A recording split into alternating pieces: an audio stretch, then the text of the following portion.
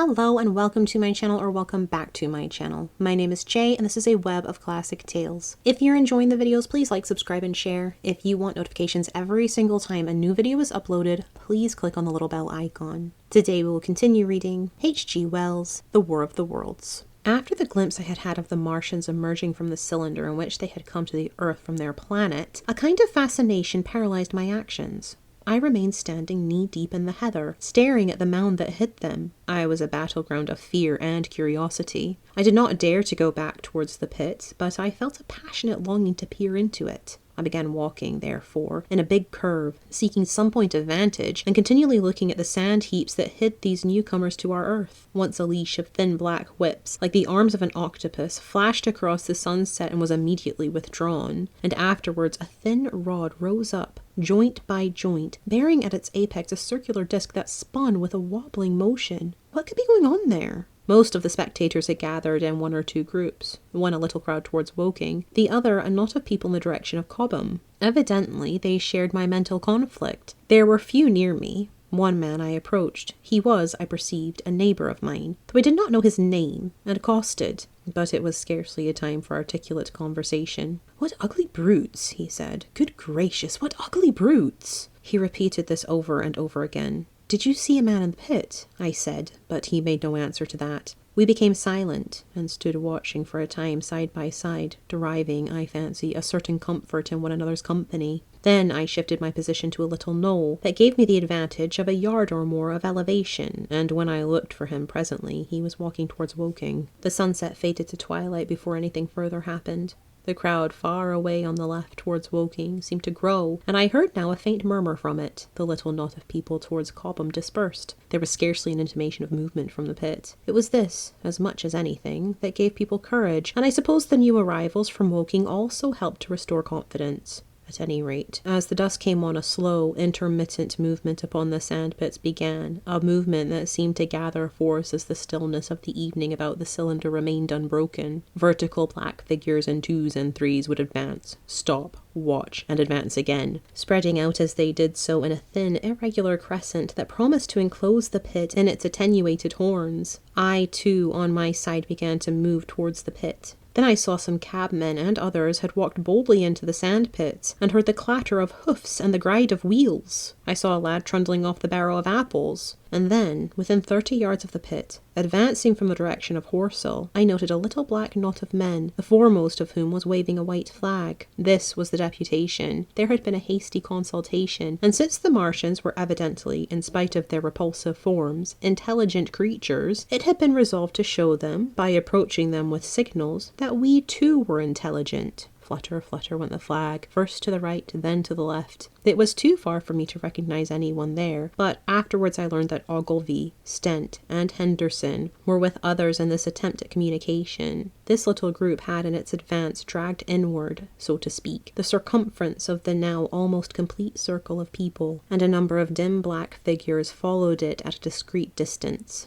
Suddenly there was a flash of light, and a quantity of luminous greenish smoke came out of the pit in 3 distinct puffs, which drove up, one after the other, straight into the still air. This smoke, or flame perhaps would be the better word for it, was so bright that the deep blue sky overhead and the hazy stretches of brown common toward Chertsey, set with black pine trees, seemed to darken abruptly as these puffs arose, and to remain the darker after their dispersal. At the same time a faint hissing sound became audible. Beyond the pit stood the little wedge of people with the white flag at its apex, arrested by these phenomena, a little knot of small, vertical black shapes upon the black ground. As the green smoke arose, their faces flashed out pallid green, and faded again as it vanished. Then slowly the hissing passed into a humming, into a long, loud, droning noise. Slowly a humped shape rose out of the pit, and the ghost of a beam of light seemed to flicker out from it. Forthwith flashes of actual flame, a bright glare leaping from one to another, sprang from the scattered group of men. It was as if some invisible jet impinged upon them and flashed into white flame. It was as if each man were suddenly and momentarily turned to fire. Then, by the light of their own destruction, I saw them staggering and falling, and their supporters turning to run.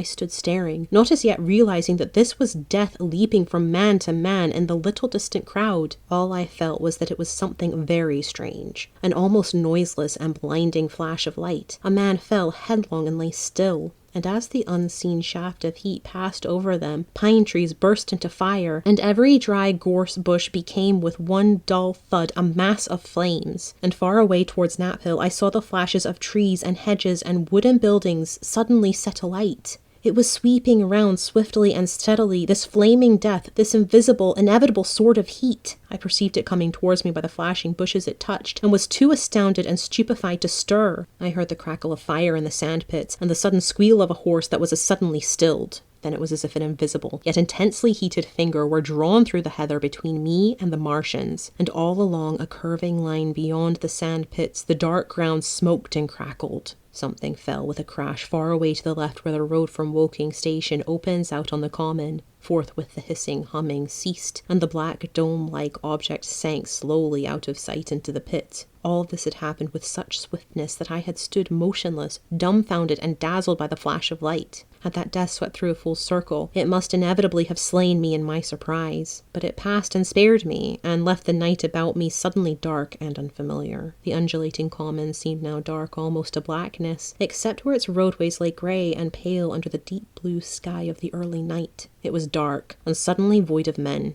Overhead the stars were mustering, and in the west the sky was still a pale, bright, almost greenish blue. The tops of the pine trees and the roofs of Horsell came out sharp and black against the western afterglow. The Martians and their appliances were altogether invisible, save for that thin mast upon which their restless mirror wobbled. Patches of bush and isolated trees here and there smoked and glowed still, and the houses towards Woking Station were sending up spires of flame into the stillness of the evening air. Nothing was changed save for that and a terrible astonishment. The little group of black specks with the flag of white had been swept out of existence, and the stillness of the evening, so it seemed to me, had scarcely been broken. It came to me that I was upon this dark common helpless, unprotected, and alone. Suddenly, like a thing falling upon me from without, came fear. With an effort I turned and began a stumbling run through the heather. The fear I felt was no rational fear, but a panic not only of the Martians, but of the dusk and stillness all about me. Such an extraordinary effect in unmanning me it had that I ran weeping silently as a child might do. Once I had turned, I did not dare to look back. I remember I felt an extraordinary persuasion that I was being played with,